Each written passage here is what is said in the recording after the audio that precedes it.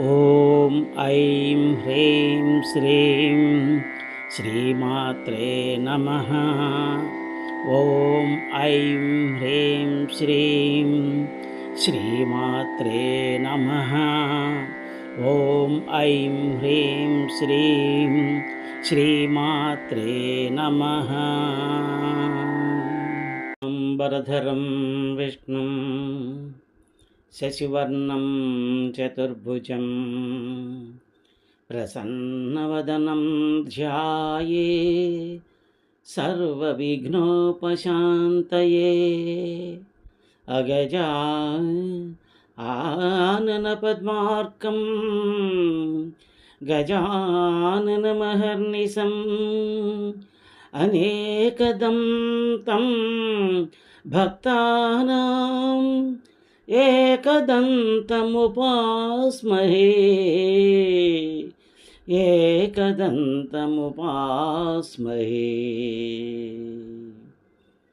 తల్లి నిన్ను దలంచి పుస్తకము చేతన్ భూనితిన్, నీవు నాయులంబందున నిల్చి జృంభణముగా నుక్తుల్ సుశబ్దంబుల్ శోభిల్లం పల్కుము నాదు వాక్కునను. సంప్రీతిన్ జగన్మోహిని పుల్లాబ్జాక్షి సరస్వతి భగవతి పూర్ణేందు బింబాననా. హ్రీంకారాసన గర్భితానలశిఖాం సౌక్లీం కళాం బిభ్రతీం సౌవర్ణాంబరధారిణీం వరసుధా దహుతాం త్రినేత్రోజ్వలాం వందే పుస్తకపాశమంకుశధరాం సద్భూషితాం ఉజ్వలాం త్వాం గౌరీం త్రిపురాం పరాత్పరకళాం శ్రీచక్రసంచారిణీం. గురుబ్రహ్మ గురుర్విష్ణుః గురుర్దేవో మహేశ్వరః గురుస్సాక్షాత్ పరం బ్రహ్మ తస్మై శ్రీ గురవే నమః. జ్ఞానానందమయం దేవం నిర్మలస్ఫటికాకృతిం ఆధారం సర్వవిద్యానాం హయగ్రీవముపాస్మహే. గురవే సర్వలోకానాం భిషజే భవరోగిణాం నిధయే సర్వవిద్యానాం దక్షిణామూర్తయే నమః.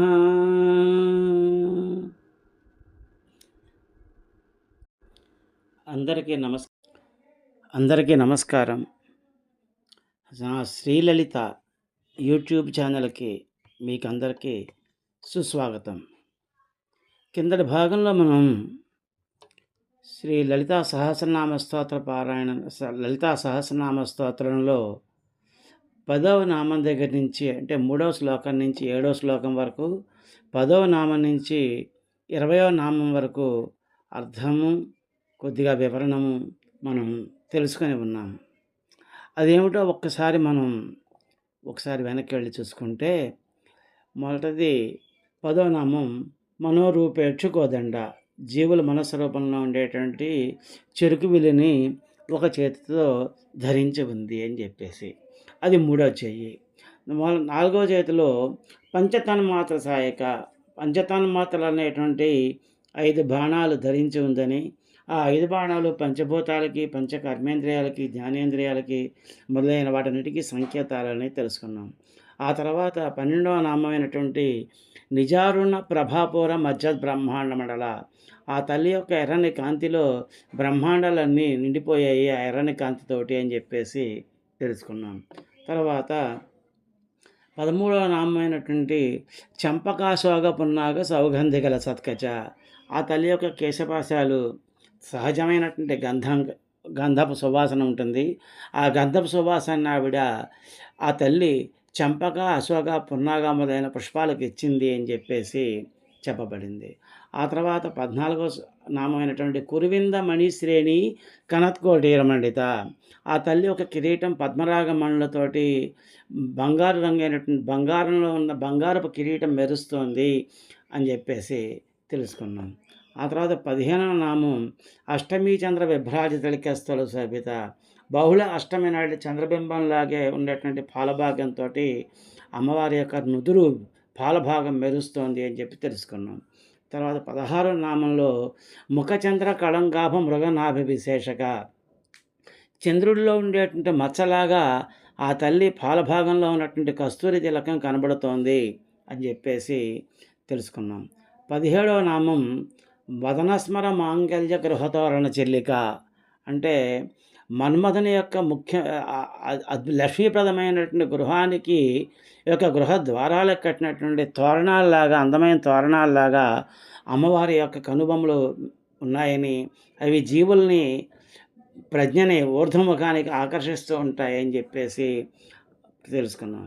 తర్వాత 18వ నామమైనటువంటి వక్రలక్ష్మి పరివాహ చలన్ మీనాభలోచన అనే నామంలో లక్ష్మీప్రదమైనటువంటి చైతన్య ప్రవాహంతో మెరిసిపోతున్నటువంటి అమ్మవారి యొక్క ముఖంలో కనులు చేపల్లాగా అందంగా మెరుస్తున్నాయి. 2 చేపల్లాగా అందంగా 2 కళ్ళు మెరుస్తున్నాయి అని చెప్పి తెలుసుకున్నాం. ఆ తర్వాత 19వ నామైనటువంటి నవచంపక పుష్పాభ నాసాదండ విరాజిత. అంటే అప్పుడే వికసించిన సంపంగి పువ్వులాగా అందమైన నాసికతోడ తల్లి విరాజిల్లుతోంది అని చెప్పేసి తెలుసుకున్నాం. ఆ తర్వాత 20వ నామమైనటువంటి తారాకాంతి తిరస్కారి నాసాభరణ భాసుర.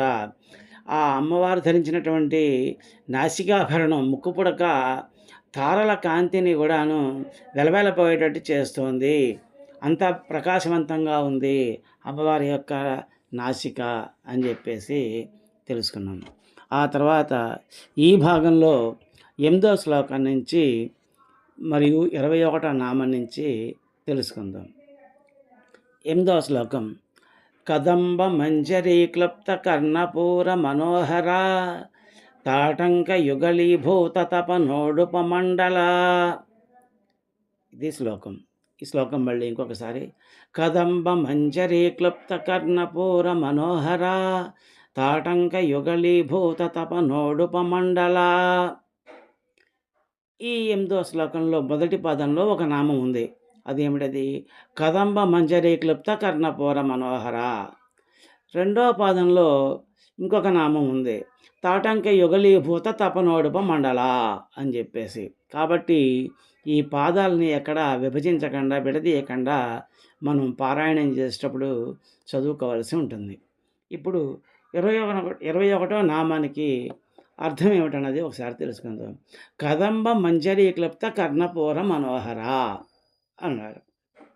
అంటే కదంబ మంజరి అంటే కదంబ పుష్పాల యొక్క గుత్తి కర్ణపూర మనోహర చెవులకు ధరించి చెవులు మూసేసి ఉన్నాయట.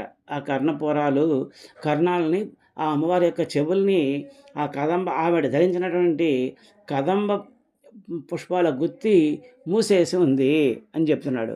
కదంబం ఎలా ఉంటుంది? సింధూర వర్ణంలో ఉంటుంది. అలాగా ఆ తల్లి యొక్క చెవి చైతన్యానికి లేదా వెలుగుకి చిహ్నము అని చెప్పి చెప్తున్నాడు. అమ్మవారు పరమేశ్వరి అమ్మవారు లలితా పరమేశ్వరి అమ్మవారు చితంగి కుండం నుంచి పుట్టింది అని చెప్పి తెలుసుకున్నాం కదా. ఆ పుట్టినప్పుడు ఆవిడ ఎలా ఆ దేవతలందరూ ఆవిడని ప్రార్థించడం వల్ల ఆవిడ ఆ అవతారాన్ని ధరించింది.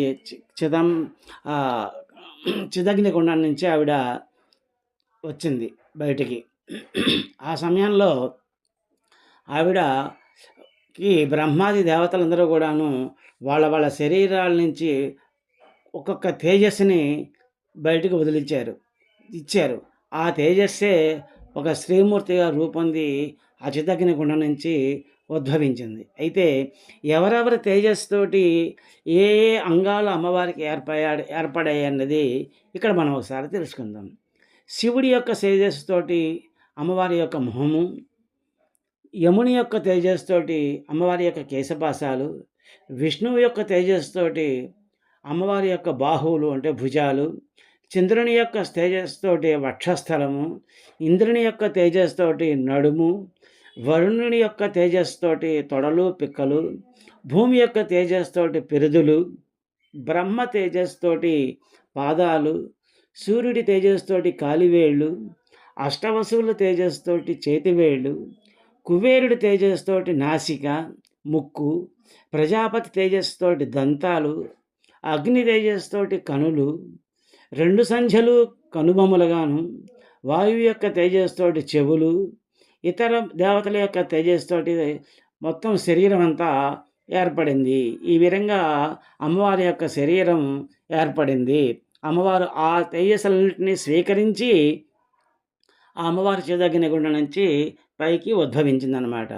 ఈ తేజస్సు ఈ ప్రకారంగా కాబట్టి అమ్మవారి యొక్క చెవులు వాయు తేజస్సుతోటి ఉన్నాయి అని చెప్పేసి చెప్తున్నాడు. ఇంకా ఏం చెప్తున్నాడు అంటే కర్ణము అంటే చెవి అని అర్థం ఉంది. అలాగే లంబకోణ త్రిభుజంలో 2 భుజాలుంటే ఆ భుజాలకి ఎదురుగా ఇంకో భుజం ఉంటుంది, కలిపే భుజం.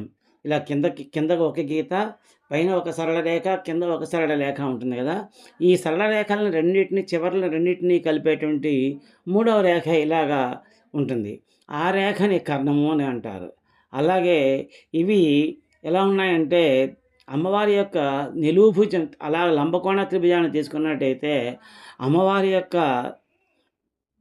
నిలువు భుజం అయ్యవారు లేకపోతే పురుషుడిగాను, అడ్డంగా ఉన్నటువంటి భుజం కిందగా ఉన్నటువంటి అడ్డంగా ఉన్నటువంటి సరళ రేఖ అమ్మవారిగాను, మూల ప్రకృతిగాను, ఈ రెండింటినీ కలిపేదే కలియకే సమాగమమే కర్ణంగాను తెలుసుకోవాల్సి ఉంటుందని చెప్పేసి పూర్వం ఋషులంతా ఈ విధంగా దీన్ని దర్శించారు అని చెప్పేసి చెప్తున్నాడు.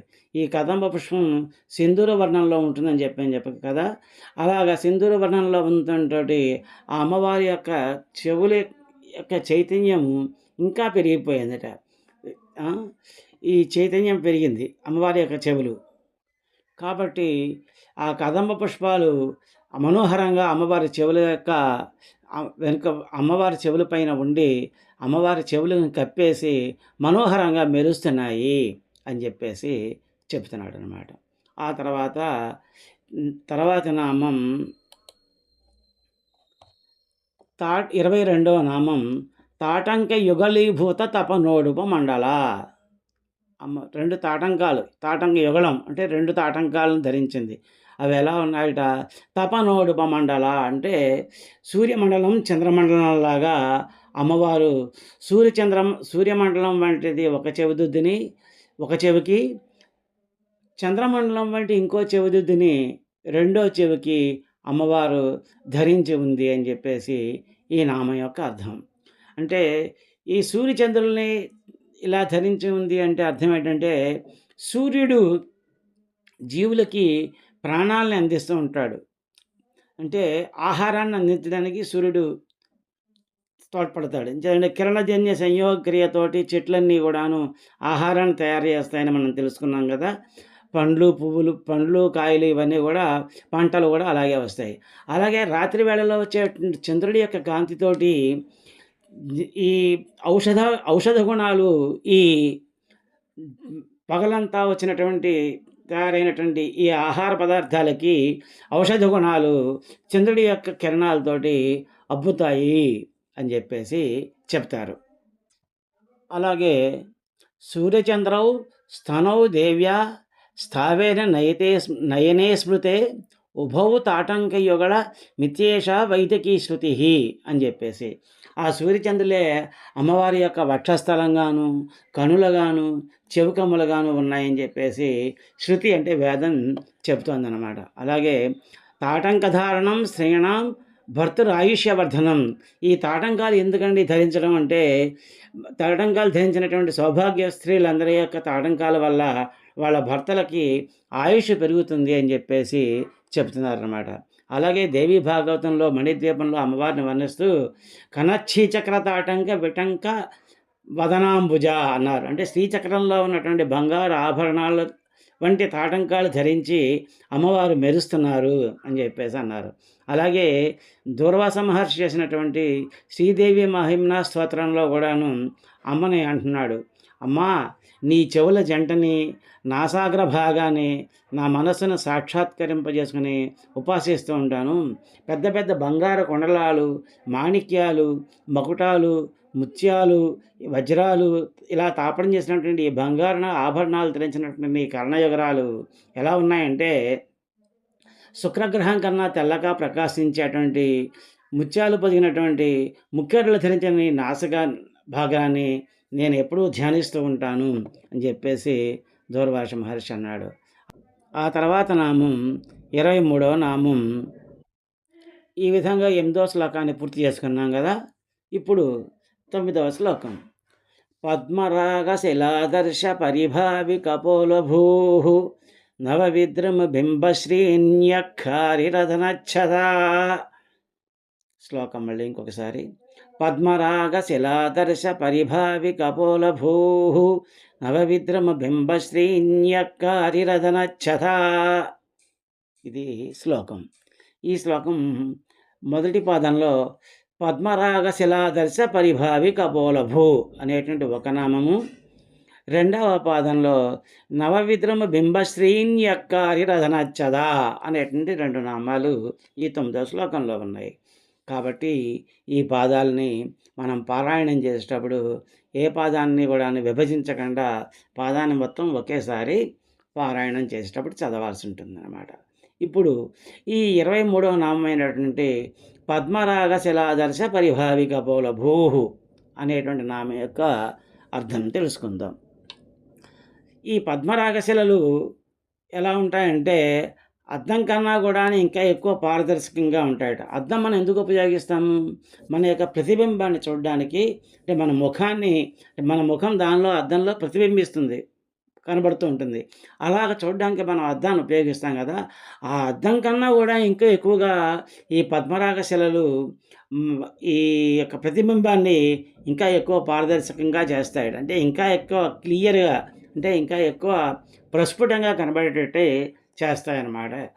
అయితే కనబడినటువంటి శివపరమాత్మ యథాతథంగా ఈ అమ్మవారి యొక్క బుగ్గల మీద, అమ్మవారి యొక్క ఈ బుగ్గల చెక్కిళ్ళ పైన, ఈ పద్మరాగశిల లాంటి అమ్మవారి యొక్క చెక్కిళ్ళ పైన మనకి ప్రతిబింబించినప్పుడు కనబడుతూ ఉంటాడు అని చెప్పేసి అర్థం అన్నమాట.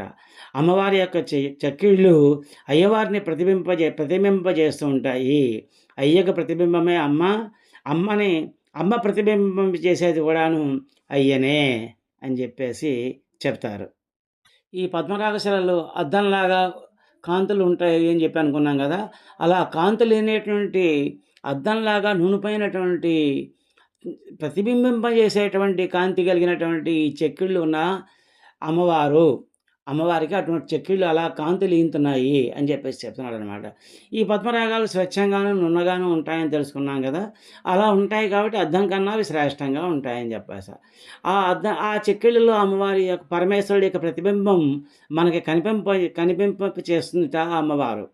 అలా సింహళలో దొరికే పద్మరాగాలు మనం అనుకున్నాం కదా, అవి చాలా శ్రేష్టమైనవి అని చెప్పేసి అలాంటి శ్రేష్టమైనటువంటి ఈ చెక్కిళ్ళు, అటువంటి పద్మరాగాలు లాంటి శ్రేష్టమైన చెక్కిళ్ళు కలిగి ఉంది అమ్మవారు అని చెప్పేసి అంటున్నారు. సహజంగా శరీర భాగంలో చెక్కిళ్ళు ఎప్పుడూ కూడాను ఎర్రగా ఉంటాయి. ఇది సౌందర్య లక్షణం. యవ్వనవతులకైతే ఈ లక్షణం ఇంకా ఎక్కువగా ఉంటుంది. మన అమ్మవారు పరమేశ్వరి అమ్మవారు నిత్య యవ్వనవతి. లలితా అష్టోత్తర శతనామ స్తోత్రంలో కూడాను నిత్య యవ్వన మాంగళ్య మంగళాయై నమో నమః అనేటువంటి ఒక నామం ఉంది. అంటే ఆవిడ ఎప్పుడు నిత్యము కూడాను సర్వకాల సర్వావస్థలందు కూడాను యవ్వనవతిగానే ఉంటుంది అని చెప్పేసి చెప్తున్నారు అన్నమాట. ఈ విషయాలని మనం ఇప్పుడు తెలుసుకున్నాం కదా. ఆ తర్వాత నామైనటువంటి నవవిద్రమ బింబశ్రీ న్యక్కారి రథనచ్చదా, నవవిద్రమ బింబశ్రీ న్యక్కారి రథనచ్చదా అనేటువంటి నామాన్ని యొక్క అర్థం ఇప్పుడు తెలుసుకుందాం. విద్రుమము అంటే ఎర్రని కాంతి, నవము అంటే కొత్తగా వచ్చినటువంటి ఎర్రని కాంతి కలిగినటువంటి శుభప్రదమైనటువంటి పెదవులు కలిగిన అమ్మవారు అని అర్థం. ఎక్కారి రదనచ్చద అంటే పెదవులు, అమ్మవారి యొక్క పెదాలు విద్రుమము అంటే ఎర్రని కొత్తగా వచ్చినటువంటి ఎర్రని కాంతితోటి దగదగా మెరుస్తూ ఉంటాయి, ఎర్రగా ఉంటాయన్నమాట. ఆ ఎరుపు రంగు ఎక్కువగా అర్థం ఏమిటి? కెంపు, దొండపండు, పొగడము, ఇలాగ మన దొండపండుతోటి పెదవులను వర్ణించడం అనేక మంది కవులు చేస్తూనే ఉంటారు. మనం అవి చూస్తూనే ఉంటాం. ఈ కెంపులు, పగడాలు ఇవన్నీ కూడాను ఈ ఎర్రగా ఉంటాయి. అలాంటి రంగు కలిగినటువంటి పెదాలు అమ్మవారికి ఉన్నాయట. ఆ పెదాలు ఎలా ఉన్నాయి? దొండపెండ లాంటి పెదాలు అని చెప్తున్నారు కదా! అవి పగడాల్లాగా ప్రకాశిస్తున్నాయి. ఆ పై పెదవిని విద్రుమమని, కింద పెదవిని బింబమని అంటారనమాట. ఆ పెదాలు ఎలా ఉన్నాయి అన్నది దూర్వాస మహర్షి వర్ణిస్తూ, తాంబూలం వేసుకోవడం చేత ఎర్రబారినటువంటి పెదాలుగా ఉన్నాయి నీ పెదాలు అని చెప్పేసి అమ్మవారిని వర్ణించాట. అలాగే ఈ ఈ పెదవులకి సరైన పోలిక ఎలా ఉంటుందో చెప్తాను అని చెప్పి శంకరాచార్యుల వారు ఇలా చెప్పారట. నీ పెదవులకు సరైన పోలిక ఏమిటంటే, పగడపు తీగె, పగడాలు కాసేటువంటి తీగ ఏదైతే ఉంటుందో అది ఆ పండు పండినప్పుడు నీ పెదవుల కాంతికి అది సాటి అవుతుంది. అంతేగాని పగడపు తీగ మాత్రం నీ పెదవుల కాంతికి సాటి కాదు అని చెప్పేసి వర్ణించారట. ఈ విధంగా అమ్మవారి యొక్క పెదాలు దొండపండు రంగులోను, ఎర్రటి ఎరుపు రంగులోను పగడాల్లాగా మెరుస్తున్నాయి అని చెప్పేసి ఇక్కడ చెప్తున్నారనమాట. ఈ విధంగా 9వ శ్లోకం అయింది కదా. ఇప్పుడు 10వ శ్లోకం చూద్దాం. శుద్ధ విద్యాంకురాకార ద్విజ పంక్తి ద్వయోజ్వల కర్పూర వీటికామోద సమాకర్ష దిగంతరా. శ్లోకం మళ్ళీ ఇంకొకసారి. శుద్ధ విద్యాంకురాకార ద్విజ పంక్తి ద్వయోజ్వల కర్పూర వీటికామోద సమాకర్ష దిగంతరా. ఇది శ్లోకం. ఈ శ్లోకం యొక్క మొదటి పాదంలో శుద్ధ విద్యాంకురాకార ద్విజ పంక్తి ద్వయోజ్వల అనేటువంటి ఒక నామం ఉంది. రెండవ పాదంలో కర్పూర వీటికామోద సమాకర్ష దిగంతర అనేటువంటి ఒక నామం ఉంది. ఈ రెండు పాదాల్లోనూ చెరొక నామం ఉంది. కాబట్టి పారాయణం చేసేటప్పుడు ఈ పాదాలని విడదీయకుండా మనం చదువుకోవాల్సిన అవసరము ఉంటుందన్నమాట. ఇప్పుడు ఈ నామాల యొక్క అర్థాలు తెలుసుకుందాం. 25వ నామం శుద్ధ విద్యాంకురాకార ద్విజ పంక్తి ద్వయోజ్వల అన్నది. శుద్ధ విద్య అని దేన్ని అంటారంటే 16 అచ్చులు ఉంటాయి కదా. ఈ అచ్చుల్ని 16 అచ్చుల్ని శుద్ధ విద్య లేక షోడశీ విద్య అంటారు. ఈ అచ్చులన్నీ కూడాను అంకురాలు అన్నమాట.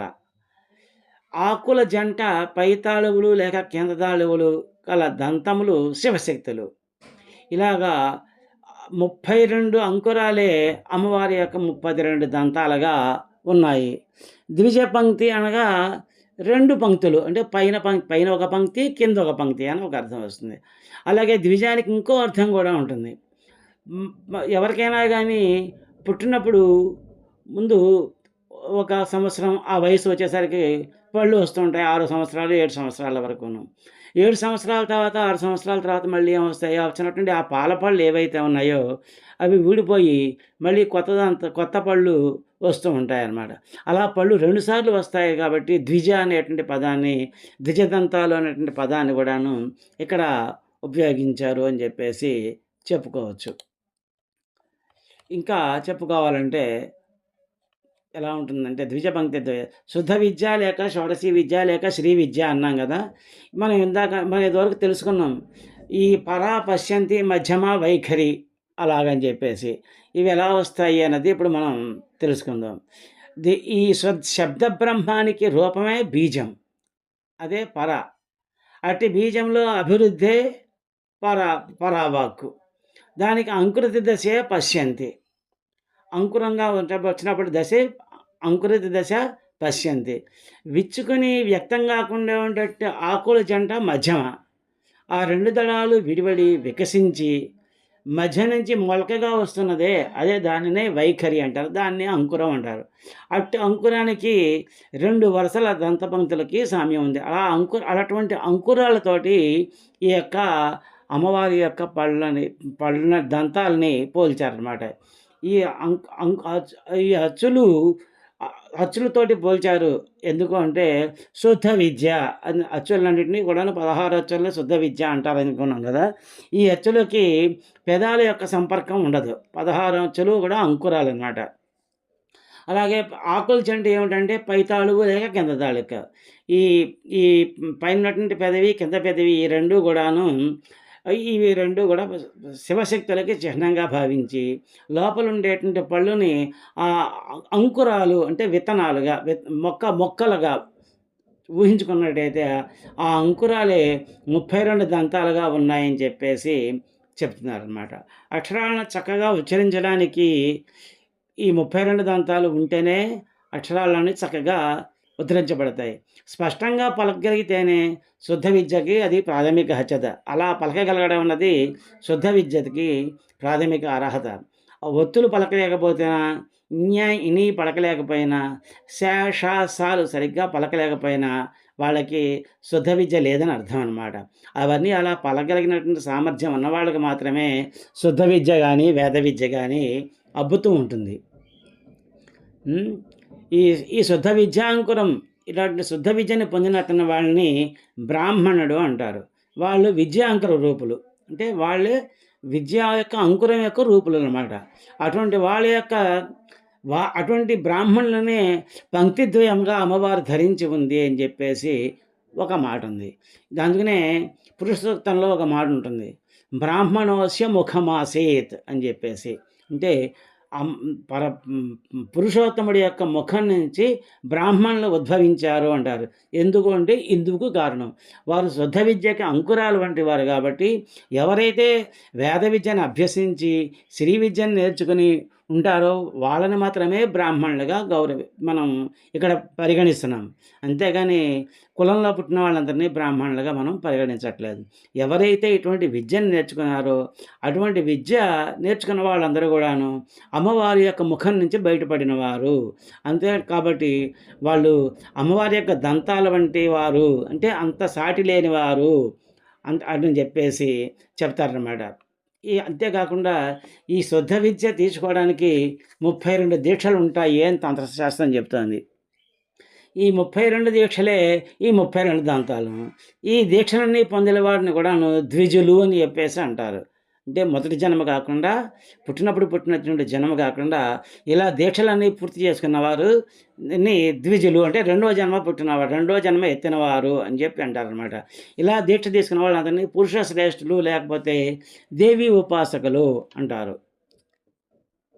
ఇట్టి శుద్ధ విద్యని నేర్చుకున్న వాళ్ళకి మాత్రమే అమ్మవారి యొక్క పరాశక్తి సాధ్యం అవుతుంది, సుసాధ్యం అవుతుంది. లేకపోతే సాధ్యం అవ్వడం చాలా కష్టం. మనం అనుకున్నట్టుగా పరావాక్ అన్నది బ్రహ్మరంధ్రం దగ్గర పుడుతుంది. ఇది వాక్‌కి ఊహ. పశ్చంతి వాక్కు ఆధార చక్రంలో గాలిబుడగలాగా పుడుతుంది. ఇది ఎలా ఉంటుంది అంటే మొలకెత్తినటువంటి ధాన్యపు గింజలాగా ఉంటుంది. అది క్రమేణా అభివృద్ధి చెంది మొలక నుంచి 2 ఆకులు కలిసి బయటకు వచ్చినట్టుగా ఉంటుంది. ఈ పరావాక్కుని ఇది అని చెప్పి ఇదమిద్ధంగా మనం చెప్పలేం. కేవలం ఇది ఊహ మాత్రమే. పశ్చంతి వాక్ అన్నది కొద్ది కొద్దిగా మనకి తెలుస్తూ ఉంటుంది. అది కూడా పూర్తిగా తెలియదు. మధ్యమ వాక్కులో మొలకలోని 2 ఆకులు విడిపోతాయి కాబట్టి కొంత తెలుస్తూ ఉంటుంది. ఈ మధ్యమ వాక్కు కంఠస్థానం చేరి అక్కడి నుంచి విశుద్ధి చక్రంలోంచి 16 దళాలలో గల అచ్చులతో కలిసి స్వచ్ఛంగా బయటకు వస్తుంది. అదే వైఖరి వాక్కు. ఈ ఆధార చక్రం నుంచి అనాహతం వరకు కూడాను మనకు కేవలం హల్లులే ఉంటాయి. అంచేత వాక్కులో స్వచ్ఛత ఉండదు.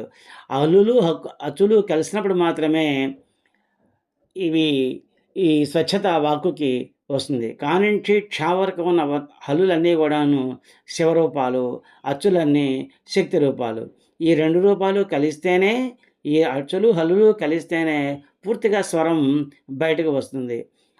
హల్లులు లేకుండా ఉంటే 16 అక్షరాలు శుద్ధ విద్య అని చెప్పి తెలుసుకున్నాం కదా! ఈ షోడశి మంత్రం కూడా అంటే కూడాను దీన్నే షోడశి విద్య అని కూడా అంటారు. ఈ షోడశి మంత్రం కూడా 16 అక్షరాలు కలిగి ఉంటుంది అని చెప్పేసి చెప్పబడుతోంది. ఈ మంత్రతంత్ర శాస్త్రాల్లో గూడాను మనకి 32 దీక్షలుంటాయి అని జెప్పి తెలుసుకున్నాం గదా! వీటన్నిటిని కూడా శుద్ధ విద్యలు అంటారు. వీటి వల్ల జ్ఞానం పెరుగుతుంది గాబట్టి, ఈ దీక్షలు తీసుకొని, ఆ దీక్షల్ని వాళ్ళు పాటించినప్పుడు ఆహ్, వాళ్ళకి ఆ జ్ఞానం విస్తరిస్తుంది గాబట్టి, అలా జ్ఞానం విస్తరించిన వాళ్ళందరినీ గూడాను విద్యాంకురాలు అంటారు. ఆ 32 దీక్షలే ఈ దంతాలుగా, అమ్మవారి యొక్క దంతాలుగా ఉన్నాయి అని జెప్పేసి చెప్తున్నారనమాట. ఇది శుద్ధ విద్యాంకురాకార ద్విజ పంక్తి ద్వయోజ్వల. తర్వాత నామం కర్పూర వీటికామోద సమాకర్ష దిగంతర. కర్పూర వీటికామోద సమాకర్ష దిగంతర అనేటువంటి నామం. అంటే కర్పూరం మొదలైన వాటన్నిటితోటి కలిసినటువంటి తాంబూలం అమ్మవారు సేవించడంతోటి, ఆ తాంబూలం యొక్క ఆ సువాసనలు దిక్కులన్నిటినీ వ్యాపింపజేసిందిట. దిక్కులన్నిటినీ వ్యాపించాయిట. ఆ దిగంతాలన్నీ గూడాను ఆ అమ్మవారి యొక్క తాంబూల సేవనం సువాసన వ్యాపించిపోయింది అని జెప్పేసి చెప్తున్నారు. అసలు తాంబూలంలో ఏమి వేస్తారు అనేది కర్పూర వీటిక అంటే ఏమిటి అంటే, ఏలా లవంగ కర్పూర కస్తూరి కేసరాదిభిః జాతి ఫలదళై పూగై లాంగుల్యూషణ నాగరైః చూర్ణై ఖాదిరస ఖాదిరసారైశ్చ యుక్తా కర్పూర వీటిక అని. ఏమేమిటి ఉంటాయట? యాలకులు, లవంగాలు, పచ్చకర్పూరం, కస్తూరి, నాగకేసరం అంటే కుంకుమ పువ్వు, జాజికాయ, వక్కలు, జాపత్రి, చలువ చేసేటువంటి మిరియాలు, కాచు, తమలపాకులు వీటన్నిటితోటి కలిపిన దాన్ని కర్పూర వీటిక అంటారు. అంటే తాంబూలం అనమాట. ఈ తాంబూలం యొక్క సువాసన ఆఘ్రాణిస్తున్నటువంటి దిక్పాలకులే ఈ ఈ సువాసనంతని దిక్పాలకులు అంటే 10 దిక్కుల్లో 10 మంది దిక్పాలకులు ఉంటారు కదా! వాళ్ళంతా ఆస్వాదిస్తున్నారట. ఆ ఆస్వాదిస్తున్నటువంటి దిక్పాలకులే తన యొక్క వస్త్రంగా ఉన్నారు అని చెప్పేసి ఇక్కడ వర్ణిస్తున్నారన్నమాట. దేవుని ముఖం నుంచి తాంబూలం ఒక కమలం కోరుతున్న దేవతలకి అది లభించలేదట. లభించకపోతే కనీసం వాసనైనా గ్రహిద్దామని చెప్పేసి వాళ్ళంతా ఆ వాసనని, ఆ తాంబూలం యొక్క సువాసనని ఆఘ్రాణిస్తున్నారట. ఇదే విషయాన్ని ఇలా చెప్పారు. ఈ తాంబూలాల్ని కబళించాలని చాలామంది ప్రయత్నం చేసినా కూడా అది ఎవరికీ సాధ్యం కాలేదు ఈ యొక్క తాంబూలము అని చెప్పేసి చెప్తున్నారనమాట. ఇంకా ఏం చెప్తున్నారు? ఈ 10 దిక్కులందు దిగ్దేవతలు దాన్ని ఆస్వాదిస్తున్నారు అని చెప్పి అనుకున్నాం కదా! ఆ 10 మంది దిగ్దేవతలు ఎవరెవరు అంటే తూర్పున ఇంద్రుడు, ఆగ్నేయాన్ని అగ్ని, దక్షిణాన్ని యముడు, నైరుతి దిక్కున నిరుతి, దక్షిణాన పశ్చిమాన వరుణుడు, వాయువ్యాన వాయువు, ఉత్తరాన కుబేరుడు, ఈశానాన ఈశానుడు, పైన ఇంద్ర విష్ణువు, కింద అగ్ని విష్ణువు అని 10 దిక్కులు ఉంటాయి. ఈ 10 దిక్కులకి 10 మంది కూడాను దిక్పాలకులనమాట. వీళ్ళు ఈ సువాసనల యందు ఆసక్తి కలగారై ఈ సువాసనను స్వీకరిస్తూ వాళ్ళ యొక్క కార్యక్రమాలని నిర్వహిస్తున్నారు. వాళ్ళ యొక్క పరిపాలన వాళ్ళు సాగిస్తున్నారు అని చెప్పేసింది. ఈ దశ దిశలో వ్యాపించేది కాబట్టే దానికి ఆమోదం అనేటువంటి పేరు కూడా వచ్చింది. ఈ సాధకులు చేసేటువంటి నోరు కూడా ఇట్లా సువాసనలు పొందినట్టయితే ఆ నోటి యందు అమ్మవారు ఉన్నట్టే. సుశబ్దాలు పలికే నోటి యందు మాత్రమే సువాసన ఉంటుంది. దుశ్శబ్దాలు పలికే వాళ్ళకి నోటిలో సువాసన ఉండదు. నోటి దుర్వాసన నోటి యొక్క వినియోగపు తీరుని మార్చుకోమని సందేశం ఇస్తుంటుంది.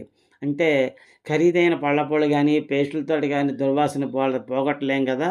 మంచి మాటలు మాట్లాడితే మాత్రమే ఆ సువాసన నోటి నుంచి వస్తుంది అని చెప్పేసి సాధికారికంగా చెప్తున్నారన్నమాట.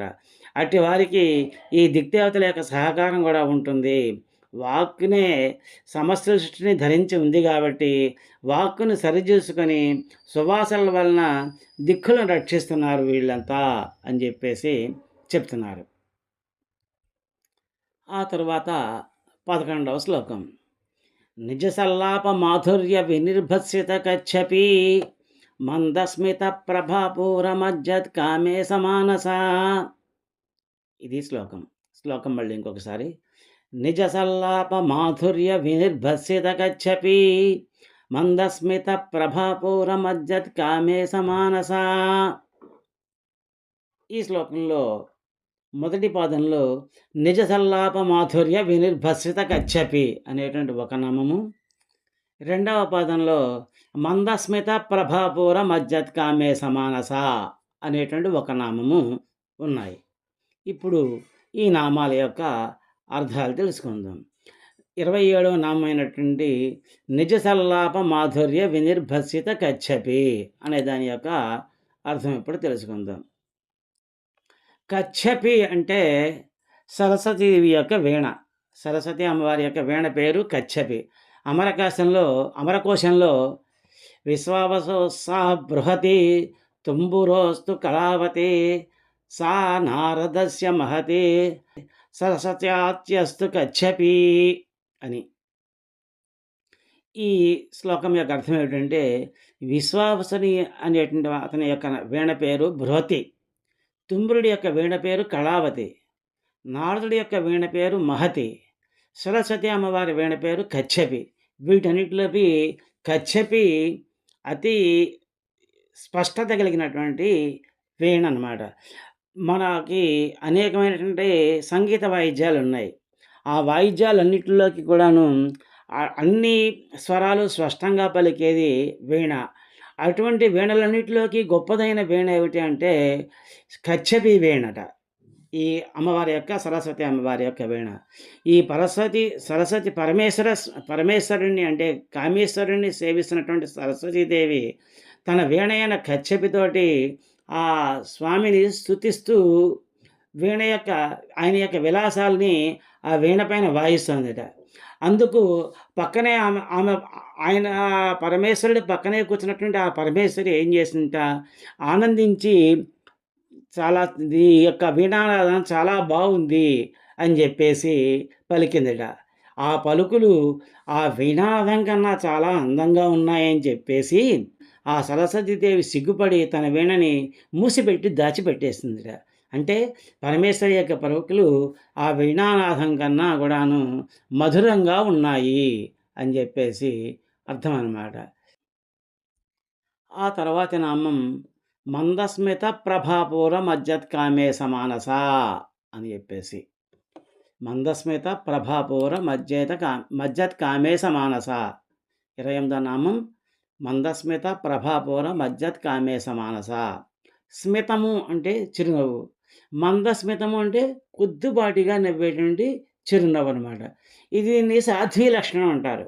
సాధువులు నవ్వినప్పుడు పళ్ళు కనపడకుండా నవ్వుతూ ఉంటారు. దాన్నే చిరునవ్వు అంటారు. ఇది చాలా శుభసూచకం, మంగళప్రదం. అమ్మవారు కామేశ్వరి దేవి యొక్క భర్త. వీరిద్దరూ కూడాను శ్రీచక్రంలో బిందువునందు వీళ్ళిద్దరూ ఉంటారు. కాబట్టి వీళ్ళని కామేశ్వరులని కానీ, రాజేశ్వరులని కానీ, శివశక్తులని కూడా అంటారు. అలాంటి ఈవిడ మనసునందు ఆ కామేశ్వరుని తలుచుకోవడం వల్ల, ఒక మనసునందు భావించడం వల్ల, మనసునందు ఆ కామేశ్వరుని తన భర్తను తలుచుకోవడం వల్ల ఆవిడకి ఒక ఆనందం కలిగిందిట. ఆ ఆనందం కలిగినందువల్ల ఆవిడికి ముఖం నుంచి చిరునవ్వు వచ్చిందిట. ఆ ఆనందం కలగడానికి 5 కారణాలు ఉంటాయి అని చెప్తున్నారు. ఒకటి కారణరహిత ఆనందం, ఏ విధమైనటువంటి కారణం ఉండదు. ఇంకోటి నాదానందం, ఏదైనా మంచి నాదం విన్నప్పుడు ఆనందం కలుగుతూ ఉంటుంది. ఇంకోటి ప్రణవానందం, అంటే ఓంకారం విన్నప్పుడు కలిగేటువంటి ఒక ఆనందం అన్నమాట. ఇంకొకటి బ్రహ్మానందం, తర్వాత పరమేశ్వరానందం. పరమేశ్వరానందం ఏమిటి అంటే అన్నమాట, కామేశ్వరుని మనసులో తలుచుకోవడం వల్ల ఆ పరమేశ్వరుడి యొక్క ఆనందం తన మనసులో ఉంది. అది ముఖంలో ప్రస్ఫుటంగా కనిపిస్తూ పెదవులపైన చిరునవ్వులాగా అది బయటకు వస్తుంది అమ్మవారి దగ్గర నుంచి అని చెప్పేసి చెప్తున్నారన్నమాట. ఇంకొక శంకరాచార్యుల వారు ఇలా అన్నారట, దేవి యొక్క చిరునవ్వు అనేటువంటి మధురమైన వెన్నెలని గ్రోలడం చేత, అంటే స్వీకరించడం చేత చకోర పక్షుల యొక్క నాలికలు రుచులు తెలియకుండా పోయాయట. అందుచేత అవి పులుపు కోసం అని చెప్పేసి చంద్రుడి యొక్క వెన్నెలని ప్రతి రాత్రి అవి తాగుతున్నాయి అని చెప్పేసి అంటున్నాడనమాట. అంటే దేవి యొక్క చిరునవ్వు అనే వెన్నెల ముందు చంద్రుడి యొక్క వెన్నెల గూడా వెలవెలపోతుంది అని జెప్పేసి దీని అర్థం. ఆ తర్వాతి శ్లోకం అనాకలిత సాదృశ్య చుబుక శ్రీ విరాజిత కామేశబద్ధ మాంగళ్య సూత్ర శోభిత కంధరా. శ్లోకం మళ్ళీ ఇంకొకసారి. అనాకలిత సాదృశ్య చుబుక శ్రీ విరాజిత కామేశబద్ధ మాంగళ్య సూత్ర శోభిత కంధరా అనేటువంటిది ఈ 12వ శ్లోకం. ఈ 12వ శ్లోకంలో మొదటి పాదంలో ఒక నామము, రెండవ పాదంలో ఒక నామము. మొదటి పాదంలో అనాకలిత సాదృశ్య చుబుక శ్రీ విరాజిత అనేటువంటి నామము, రెండవ పాదంలో కామేశబద్ధ మాంగళ్య సూత్ర శోభిత కంధర అనేటువంటి నామం ఉన్నాయి. ఇప్పుడు ఈ రెండు నామాల యొక్క అర్థాలు మనం వరుసగా తెలుసుకుందాం. 29వ నామం అనాకలిత సాదృశ్య చుబుక శ్రీ విరాజిత. అనాకలిత సాదృశ్య అంటే దేనితోటి పోల్చడానికి వీలుగా అనేటువంటి చుబుక శ్రీ విరాజిత, అటువంటి ఎటువంటి పోలిక లేనటువంటి ఆమె యొక్క చుబుకం అంటే గడ్డం, అమ్మవారి యొక్క గడ్డాన్ని దేనితోటి పోల్చలేము అని చెప్పేసి చెప్తున్నారు. ఆ పోల్చడానికి ఏ విధమైనటువంటి ఉపమానము లేదు. అనాకలిత సాదృశ్య చుబుక శ్రీ విరాజిత, ఆ అమ్మవారి యొక్క గడ్డాన్ని వర్ణించడానికి అసలు ఉపమానమే లేదు. అంటే అటువంటి వస్తువు ఇంకొకటి ఈ విశ్వంలో లేదు అని చెప్తున్నారనమాట. ఆ బ్రహ్మాది దేవతలందరూ కూడాను అన్నారట. ఆ నునుపైన చెక్కిళ్ళు పద్మరాగ శిలాదర్శ పరిభావిక అపోలభు అనుకున్నాం కదా. అలా నునుపుగా ఉన్నటువంటి చెక్కిళ్ళు, గుండ్రంగా ఉన్నటువంటి ఆ ముఖంలో ఈ చుబుకం అంటే ఈ గడ్డం ఒక తొడిమిలా ఉంది. అంటే ఒక ఆ చెక్కిళ్ళు ఏవైతే ఒక పువ్వు అనుకున్నట్టయితే కాక దానికి కింద తొడిమ ఉంటుంది కదా, ఆ తొడిమిలాగా ఈ ఈ ఉంది ఈ గడ్డము అని చెప్పేసి అంటున్నారట. అటువంటి సాటిలేని అందం కలిగినటువంటి గడ్డం కలిగి అమ్మవారు ఉన్నారు. దానికి ఎటువంటి ఉపమానము లేదు. ఉపమానం అంటూ కావాలంటే అమ్మవారి ముఖం తన అద్దంలో చూసుకున్నప్పుడు మాత్రమే తన ప్రతిబింబం ఏదైతే ఉంటుందో అది తప్ప వేరే ఇంకేది అంతకుమించి ఉపమానం లేదు అని చెప్పేసి చెప్తున్నారు. శంకరాచార్యుల వారు ఇంకా ఏమన్నారట, తండ్రి అయినటువంటి హిమవంతుడితోటి అమితమైన వాత్సల్యంతోటి మునివేళ్లతోటి నీ గడ్డం పుణకబడింది. కైలాసపతి మాటిమాటికి నువ్వు తొట్టుపడుతూ ఉంటే నీ గడ్డాన్ని ఇలా పైకి ఎత్తారు. అది శంభుని చేతులతో మాత్రమే పట్టుకోబడినటువంటిది. ఆ సాటిలేనటువంటి నీ ముఖానికి అనే అద్దానికి అది పిడి లాంటిది. అంటే కొన్ని అద్దాలు ఇలా ఉంటాయి కదా, ఆ అద్దానికి కింద పిడి ఉంటుంది. ఆ పిడిలా ఉంది నీ చుబుకాన్ని అని చెప్పేసి వర్ణించారు. తండ్రికి పిల్లల మీద ఉండేదాన్ని ప్రేమని వాత్సల్యం అంటారు. భార్య మీద ఉండేదాన్ని ప్రేమ అంటారు. శిష్యుల మీద ఉండేదాన్ని అనుగ్రహం అంటారు. పెద్దవారిపైన ఉండేదాన్ని భక్తి అంటారు. కాబట్టి ఆ విధంగా అమ్మవారి యొక్క చుబుకం అంటే గడ్డం ఉంది అని చెప్పేసి చెప్తున్నారన్నమాట. ఆ తర్వాత నామం కామేశబద్ధ మాంగళ్య సూత్ర శోభిత కంధరా అన్నది. కామేశబద్ధ మాంగళ్య సూత్ర శోభిత కంధరా అన్నది తర్వాత నామం. అంటే ఏంటన్నమాట, కామేశుడు ఆమె భర్త అయినటువంటి పరమశివుడితోటి కట్టబడిందిట మంగళసూత్రం. ఆ మంగళసూత్రాన్ని ధరించి ఆమె కంఠం మెరుస్తోంది అని చెప్పేసి చెప్తున్నాడనమాట. సౌభాగ్యమారణమైనటువంటి మంగళసూత్రంతో ప్రకాశించేటువంటి మెడ కలిగి ఉంది అమ్మవారు అని చెప్తున్నారు.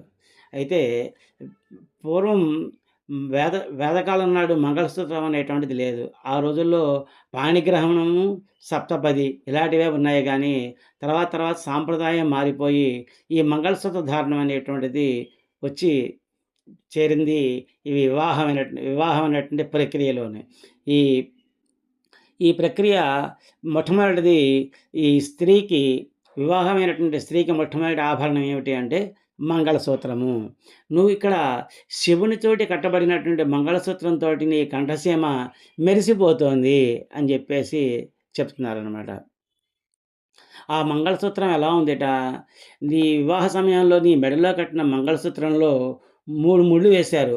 ఆ 3 ముళ్ళు మృదు మధుర రాగాలైనటువంటి షడ్జగ్రామ, మధ్యగ్రామ, గాంధార గ్రామాలు అంటే 3 యొక్క రాగాల్లో ఉండేటువంటి 3 యొక్క స్థితులుగా అవి ఉన్నాయి అని జెప్పేసి చెప్తున్నాడనమాట. ఈ భాగంలో ఇంతవరకు తెలుసుకున్నాం. వచ్చే భాగంలో మరికొన్ని శ్లోకాలు, మరికొన్ని నామాలకి అర్థాలు తెలుసుకుందాం. హరిః ఓం తత్ ఏతత్సర్వం శ్రీ లలితా పరమేశ్వరి చరణారవిందార్పణమస్తు. ఓం యదక్షరపదభ్రష్టం మాత్రాహీనం చ యద్భవేత్ తత్సర్వం క్షమ్యతాం దేవి నారాయణే నమోస్తుతే. విసర్గబిందుమాత్రాణి పదపాదాక్షరాణి చ న్యూనాని చ అతిరిక్తాని క్షమస్వ పరమేశ్వరి. కాయేన వాచా మనసేంద్రియైర్వా బుద్ధ్యాత్మనా వా ప్రకృతే స్వభావాత్ కరోమి యజ్జత్ సకలం పరస్మై నారాయణాయేతి సమర్పయామి. శ్రీమన్నారాయణాయేతి సమర్పయామి. సర్వే భవంతు సుఖినః, సర్వే సంతు నిరామయాః, సర్వే భద్రాణి పశ్యంతు, మా కశ్చిద్ దుఃఖభాగ్ భవేత్. శ్రియః కాంతాయ కళ్యాణనిధయే నిధయేర్ధినాం శ్రీవేంకటనివాసాయ శ్రీనివాసాయ మంగళం. మంగళం కౌసలేంద్రాయ మహనీయ గుణాత్మనే చక్రవర్తితనూజాయ సార్వభౌమాయ మంగళం. ఉమాకాంతాయ కాంతాయ కామితార్థప్రదాయినే శ్రీగిరీశాయ దేవాయ మల్లినాథాయ మంగళం. ఓం ఏతత్సర్వం శ్రీ ఉమామహేశ్వర శ్రీ లలిత పరమేశ్వరి చరణారవిందార్పణమస్తు.